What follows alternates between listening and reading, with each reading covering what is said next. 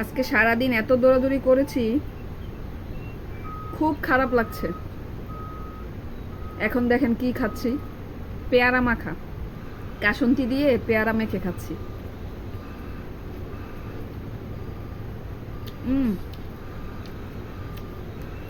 দারুণ হয়েছে।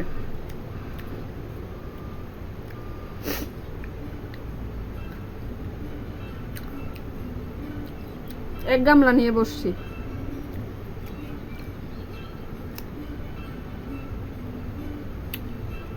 আজকে সারাদিন হসপিটালে দৌড়াদৌড়ি করেছি। সরকারি হসপিটালে গেলে সারাদিন শেষ। ভেবেছিলাম যে একটু সরকারি ডাক্তার দেখাবো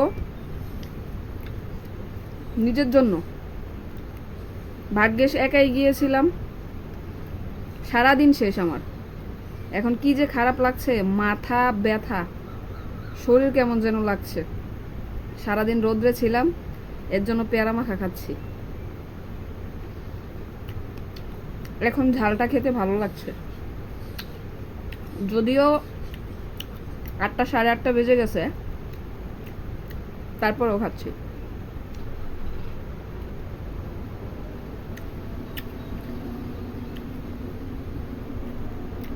সরকারি হসপিটালের ডাক্তাররা কিছুই জিজ্ঞাসা করে না রোগীকে। এই যে আমি গেলাম টিকিট কেটে, যাওয়ার পরে উনি শুধু বলছে কি হয়েছে, এতটুকুই, আর কিচ্ছু জিজ্ঞাসা করেনি। এরপরে আমি চিন্তা করলাম যে আমার সমস্যার কথা আমাকেই বলতে হবে, সব কথা আমি বলছি। উনি আর হ্যাঁ বা না কোনো কিছুই জিজ্ঞাসা করেনি, বা কবে থেকে কি অসুস্থতা কোনো কিছুই জিজ্ঞাসা করেনি। সরকারি হসপিটালের ডাক্তারদের অবস্থা হচ্ছে এই। তো এখন চিন্তা করলাম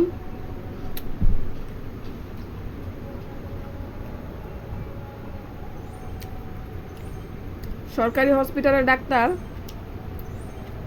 প্রাইভেটেও বসে, ওরা ভালো করে দেখে হচ্ছে প্রাইভেটে। তো যাই হোক, সিরিয়াল ধরে মাথার গাম পায়ে ফেলে ডাক্তারও দেখিয়ে আসলাম, ফ্রিতে ওষুধও নিয়ে আসলাম সরকারি।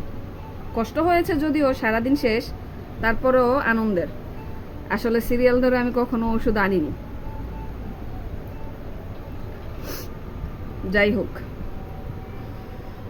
খেয়ে দেখি কি হয়, এরপরে না হয় প্রাইভেটে ডাক্তার দেখাবো। তবে হসপিটালে ডাক্তারদের থেকে বেশি খারাপ অবস্থা হচ্ছে যে রোগীদের, মানে রোগীরা সিরিয়াল তো মেনটেন করেই না, আবার কেউ যদি এটা বলতে যায় ওদেরকে না পারে ধরে ফেলে, এমন অবস্থা। ওষুধ নেওয়ার সময় কি বাজে একটা অবস্থা। তবে যাই হোক, আলহামদুলিল্লাহ ভালোভাবে দেখিয়ে একটু আসতে পারছি। 1 সপ্তাহের ওষুধ দিয়েছে, খেয়ে আবার না হয় যাব।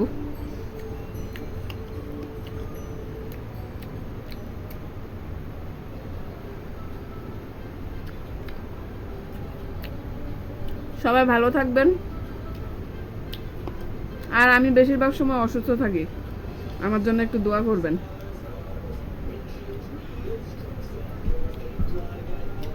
অসুস্থ শরীর নিয়েই অনেক কিছু করতে হয়, দৌড়াদৌড়ি সব কিছু করতে হয়।